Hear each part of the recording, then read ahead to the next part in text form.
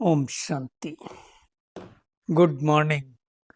साकार मुरली 14 नवंबर 2025।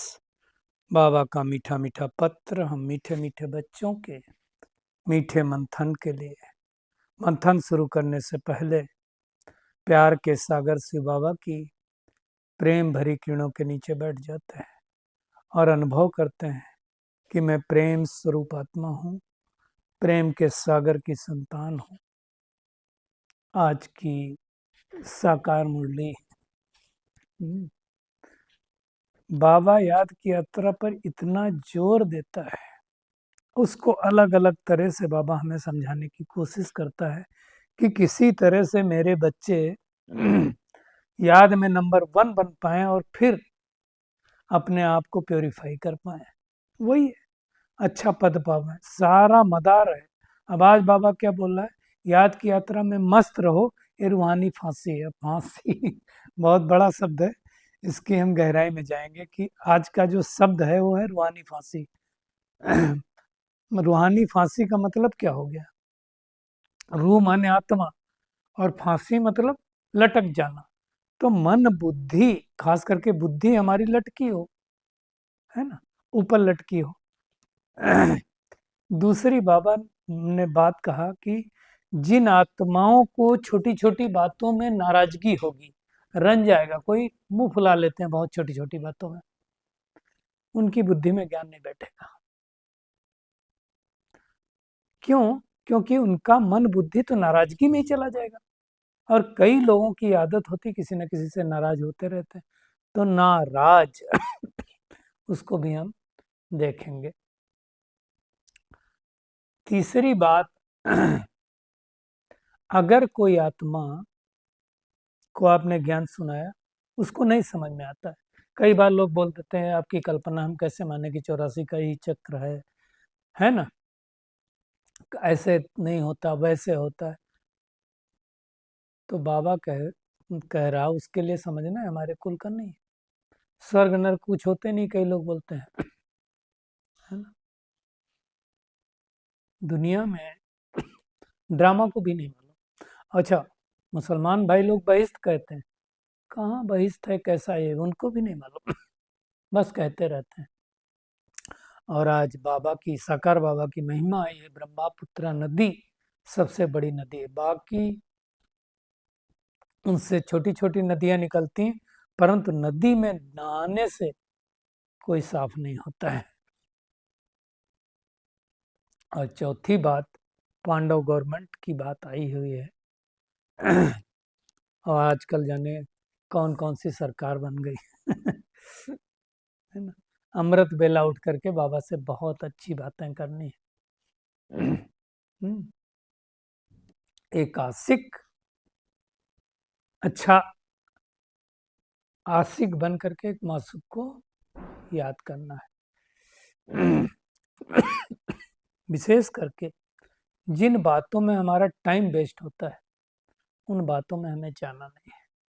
और बाबा ने भविष्यवाणी की कि स्त्रियां जो है सन्यासियों को संदेश देंगी, जीतेंगी, और ये बात आज प्रत्यक्ष रूप से हो रही है। और अपनी महीनता और महिमा को, आज बाबा ने बहुत महिमा की है ब्राह्मण बच्चों की, है ना। तो जो अपनी महीनता और महिमा को जानते हैं, वही जानते हैं मतलब उसके अनुसार चलते हैं, तो वही विश्व द्वारा पूजनीय बनते हैं। और स्थिति सदा खजानों से संपन्न रहे, संतुष्ट रहे, तो परिस्थितियां बदल जाएंगी। और आज बाबा ने कहा यदि बाबा अचानक बाप दादा डायरेक्शन दे कि अभी शरीर रूपी घर को छोड़ के देह विमानी बन जाना है, आ जाना है अपने स्वीट होम, तो सभी लोग बताएंगे कि हम तैयार हैं जाने के लिए। ये जा पाएंगे सच में, उसके ऊपर चिंतन करेंगे और कमेंट करके बताएंगे। चलिए हम शुरुआत करते हैं फांसी के ऊपर। दुनिया में फांसी पहले जब दी जाती थी तो फांसी का एक फंदा होता था और उस फंदे पर लटकाया जाता था। तो ये फांसी जो है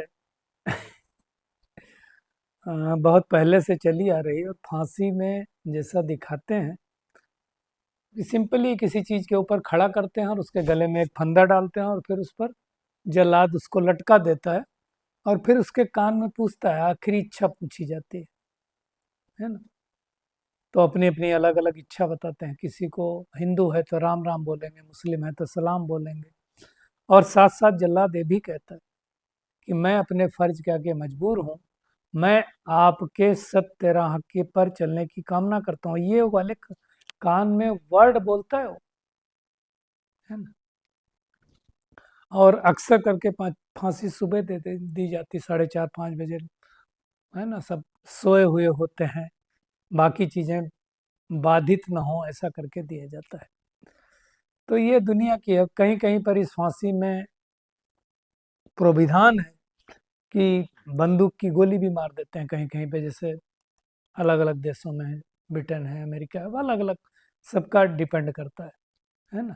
हालांकि भारत में देखा जाए तो राष्ट्रपति फांसी की सजा को मृत्युदंड में कन्वर्ट कर सकता है और कई बार होता भी है ना। उम्र कैद में कन्वर्ट करते हैं। अब उसी फांसी का सीख सीख करके लोग आत्महत्या में भी वही फंदा यूज करने लगे, है ना।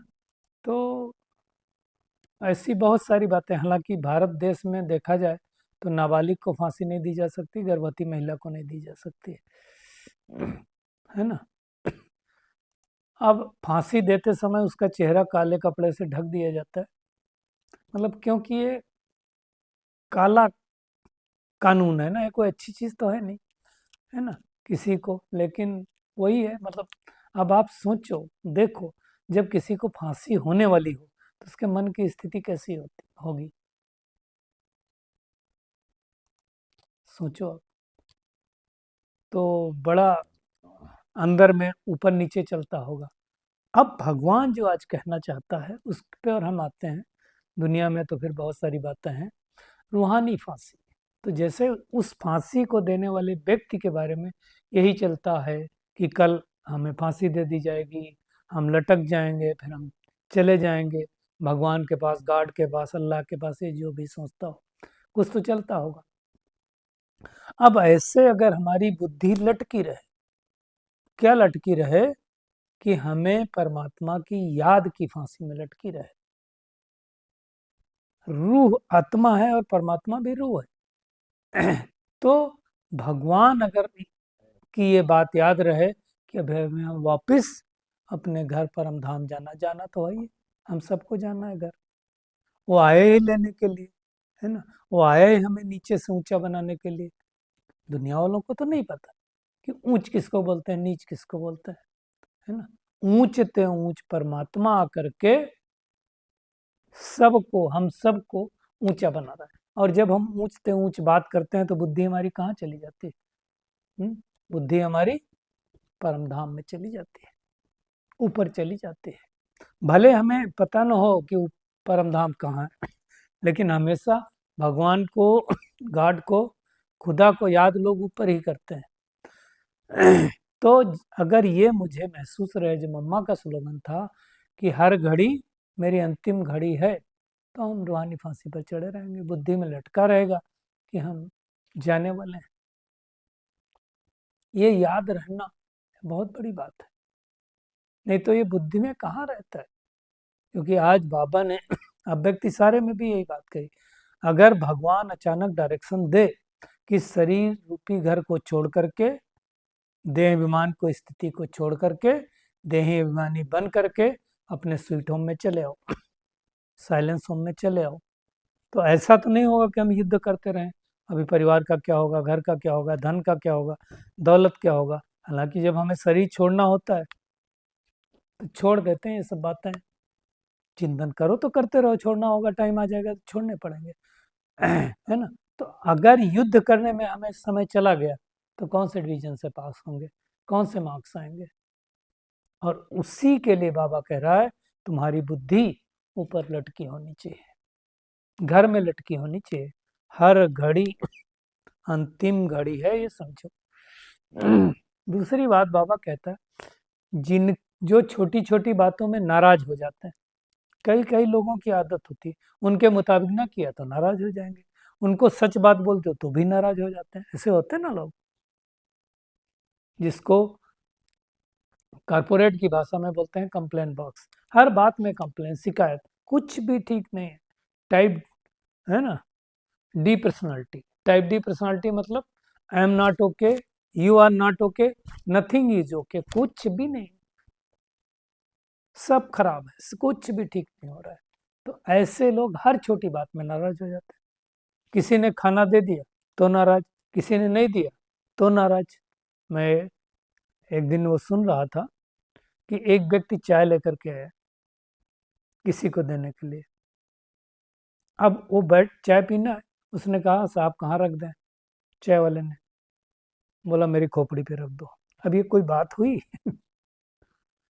अभी मैं एक बात बताता हूँ। अब इसमें अगर वो बोल देता, नहीं पूछता और वैसे रख देता, तो भी तो आप बोलते, रखने से पहले एक बार पूछना तो चाहिए कि कहाँ पे रखूं, तुमने उधर रख दिया, मेरे को तो वहां पे बैठ के पीना था। तो जिसको रिएक्ट करना तो करेगा ही।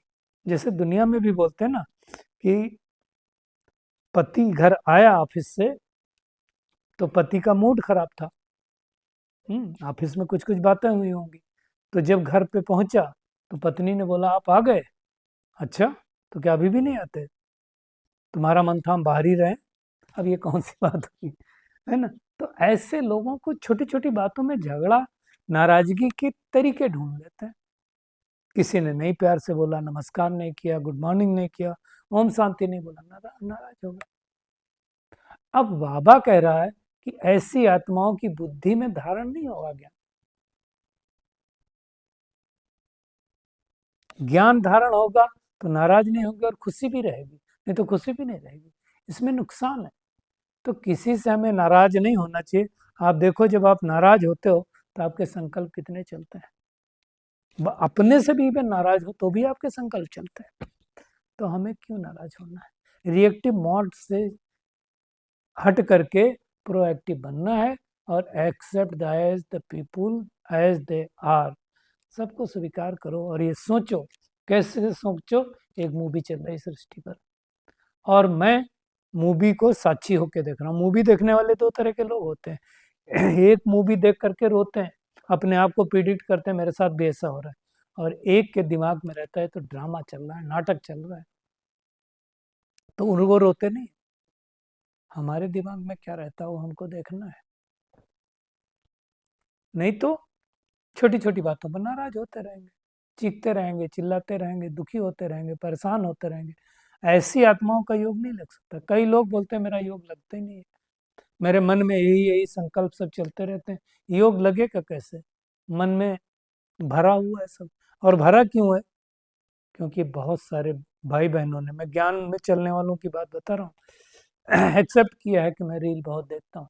रील देखेंगे तो आपका मन में कचड़ा आएगा और आपका योग लग नहीं सकता है। और जब योग लगने लगेगा तो थोड़े दिन बाद आप इस ज्ञान को छोड़ देंगे। छोड़ देंगे मतलब ऐसे सरकमटेंसेज ही बनेंगे कि जब कुछ फायदा ही नहीं हो रहा तो फिर करके योग करने का मतलब क्या है। तो हमें देखना है कि हम किसी से छोटी छोटी बातों में रंज तो नहीं होते, नाराज तो नहीं होते। देखिए एक चीज है, एक चीज समझना, जैसे इंग्लिश में भी कहते हैं be are agree to disagree, मतलब आपकी बातों से हम डिसएग्री हैं, इस बात पर हम एग्री, हम इस बात को मानते हैं। तो मतलब ये हो सकता है ना कि हमारे मतभेद हो सकते हैं, मत में भेद हो सकता है, आप कुछ कहो हम कुछ कहें, लेकिन मन में भेद तो नहीं होना चाहिए। और जिसके मन में भेद हो गया वो आत्मा खुश नहीं रह सकती, उसका दुख ही चलेगा। और वैसे भी देखो आप, नाराज होने का मतलब क्या हो गया कि हमारी खुशी का रिमोट कंट्रोल किसी के पास भी है, जब जिसकी मर्जी आएगी। वो लोग बोलते हैं ना, मंदिर का हम वो क्या बेल है, घंटा है, जो भी आए बजा के चला जाए। वो कब होगा, जब आपकी कोई कंट्रोलिंग पावर है ही नहीं अपने ऊपर।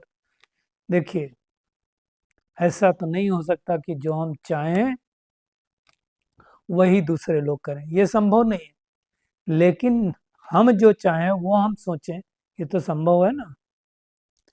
बाबा जब कह रहा है कि इसमें अपना ही नुकसान है, इसलिए हमें किसी से कोई नाराज होने की जरूरत नहीं है। कोई सिस्टम से नाराज होता, कोई घर वालों से नाराज होता, कोई परिवार वालों से नाराज होता, कोई सेंटर वालों से नाराज होता, कोई पति से, कोई पत्नी से, कोई बच्चों से, कोई ड्रामा से ही नाराज हो जाता। ड्रामा से भी बहुत सारे लोग नाराज होते हैं। जब उनको पता चलता, मान लो कोई बड़ी परिस्थिति आ गई, तो कहते हैं कल्प कल्प भी हमारा ड्रामा में ऐसे राज होगा, कल्प कल्प मेरे साथ यही होगा। बाबा तो ड्रामा का राज सुना देता है। कल्प कल्प दादियां ही बाबा से स्टेज पर मिलेंगी, हमको तो नंबर मिलेगा ही नहीं। तो हमें किसी चीज से नाराज होकर के, नाराज होना मतलब असंतुष्ट होना, तो हमें वो असंतुष्टता अपने ऊपर रखनी नहीं है ना। ठीक है, हमारा पार्ट है, हर एक आत्मा का पार्ट है। हमको तो एक ख्याल था नहीं कि हमारा इस तरह का पार्ट है। किसने बताया हमें? भगवान ने दिया ना ज्ञान के तीसरा नेत्र। तब हमें पता चला। त्रिकालदर्शी किसने बनाया? भगवान ने बनाया ना। हमको तो पता भी नहीं था नरक क्या है, स्वर्ग क्या है। तो ये भगवान ने आकर के बताया, तो हमें खुश हो जाना चाहिए कि हमको भगवान ने अपना बनाया, हमको पांडव गवर्नमेंट बना दिया अलमाइटी बाबा ने। आज बाबा ने कहा ये तुम्हारा कोट आर्म्स है। कोट आर्म्स के लिए बाबा ने एक बार वो अपने बैच के लिए भी कहा है। तो हमें विनाश काले प्रीति बुद्धि रखनी है। दुनिया की विपरीत बुद्धि है ना। और याद करने का सबसे बेस्ट टाइम है सवेरे का। कैसे बातें करो वो भी बाबा सिखा रहा है। बाबा आपकी तो कमाल है, 5000 वर्ष बाद आप मुझे जगाते हो, सारी दुनिया तो सोई हुई है ज्ञान अंधेरे में। है ना। तो ये चीजों को समझना।